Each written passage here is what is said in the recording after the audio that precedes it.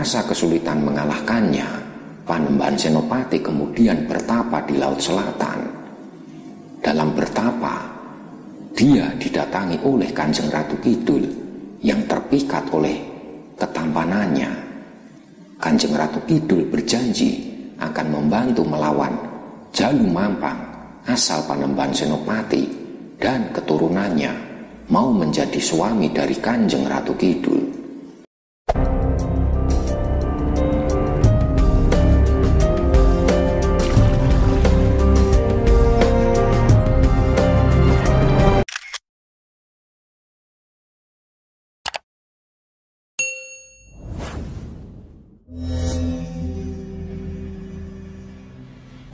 Danang Sutawijaya adalah nama kecil dari Panembahan Senopati. Ayahnya bernama Ki Ageng Pemanahan yang berjasa besar dalam membantu Jakatingkir membunuh Arya Penangsang, Adipati Jipang Panolan dalam krisis politik di Kesultanan Demak Bintoro pada masa akhir pemerintahan Sultan Trenggana. Setelah Jakatingkir menjadi raja bergelar Sultan Hadiwijaya yang akhirnya mendirikan Kesultanan Pajang, Sutawijaya kemudian dianugerahi Tanah Mentau yang sekarang Kota Gede, Daerah Istimewa Yogyakarta. Bersama-sama ayahnya ia membabat alas kawasan yang kini terkenal dengan kerajinan perak tersebut. Karena keraton Sutawijaya berada di sebelah utara pasar, maka dia bergelar Ngabei Loreng Pasar. Setelah Ki Gede Pemanahan meninggal tahun 1575 Masehi, Sutawijaya memberontak ke Pajang. Saat di Pajang terjadi konflik elit tahun 1582 Masehi dan membuat Mataram merdeka dari Pajang. Konflik elit yang terjadi yaitu anak Sultan Hadiwijaya, Pangeran Benowo, yang merupakan pewaris Pajang, dikudeta oleh Aryo Pangiri, Adipati Demak.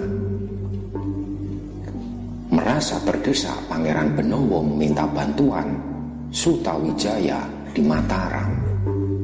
Setelah berhasil mengalahkan Aryo Pangiri, Pangeran Benowo menyerahkan pusaka Pajang pada Sutawijaya. Setelah Pajang runtuh, ia menjadi Raja Mataram Islam pertama dan bergelar Panembahan Senopati Kalifatullah Sayyidin Panatogomo. Panembahan Senopati dikisahkan dalam babat Tanah Jawa memiliki kebiasaan yang hebat dalam olah rasa, meditasi, dan gentur bertapa. Salah satu ritual wajib yang dilakukannya untuk melatih kesabaran adalah membuang cincinnya sendiri ke sungai dan kemudian mencarinya hingga ketemu. Tindakan unik dan nyeleneh di luar kebiasaan ini membuahkan hasil berupa diperolehnya kawicaksanaan tertinggi, ilmu-ilmu ketuhanan yang mumpuni, serta kesaktian yang pilih tanding. Lelono lala dan sepi, ngisep, sepuhing, supono, mreh poro, pranaweng, kapti. Setiap kali keluar rumah, wisata ke wilayah sunyi sepi, menghidup napas, kerohanian agar arif, kebulatan awal akhir. Dialah tokoh yang berhasil membuat anyaman mistik dan politik, yang keteladanannya membantu alam pikiran kejawen untuk menggapai pemahaman tertinggi ketuhanan, yaitu manggalih, artinya mengenai soal-soal esensial. Pasca manah dipersonifikasikan Ki Ageng Pemanahan, artinya membidikkan anak panah mengenai soal-soal problematis di jantung kehidupan, pusat lingkaran. Panembahan Senopati yang cerdas memahami psikososial masyarakatnya. Ia pun menganyam serat-serat kehidupan yang dianyam dengan amat simbolik mistik berupa kisah asmara dengan penguasa laut Kanjeng Ratu Kidul. Dikisahkan Panembahan Senopati saat babat Alas Mentao menghadapi Raja Jin bernama Jalu Mampang. Merasa kesulitan mengalahkannya, Panembahan Senopati kemudian bertapa di Laut Selatan. Dalam bertapa, dia didatangi oleh Kanjeng Ratu Kidul yang terpikat oleh ketampanannya. Kanjeng Ratu Kidul berjanji akan membantu melawan Jalu Mampang asal Panembahan Senopati dan keturunannya mau menjadi suami dari Kanjeng Ratu Kidul. Perkawinan Panembahan Senopati dan Kanjeng Ratu Kidul pada dasarnya adalah perkawinan yang strategis. Panembahan Senopati memperoleh kedaulatan atas wilayah Mataram yang wilayahnya berdampingan dengan Laut Selatan yang tak terbatas.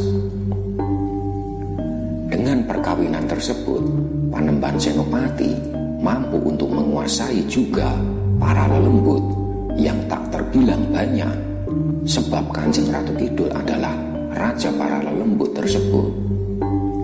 Panembahan Senopati oleh sebab itu mampu membangun sebuah kekuatan psikologis untuk memperkokoh legitimasi pemerintahannya. Selama pemerintahan Panembahan Senopati, Kerajaan Mataram tercatat harus berperang menundukkan bupati-bupati daerah diantaranya Kesultanan Demak, Ponorogo, Pasuruan, Kediri, Surabaya, bahkan Cirebon pun berada di bawah pengaruhnya. Perkawinan Panembahan Senopati dengan Kanjeng Ratu Kidul oleh sebab itu diyakini terus dipertahankan oleh para Raja Mataram mulai Sri Sultan Hamengkubuwono I hingga Sri Sultan Hamengkubuwono X saat ini. Demikianlah kisah Panembahan Senopati dan Kanjeng Ratu Pantai Selatan. Terima kasih.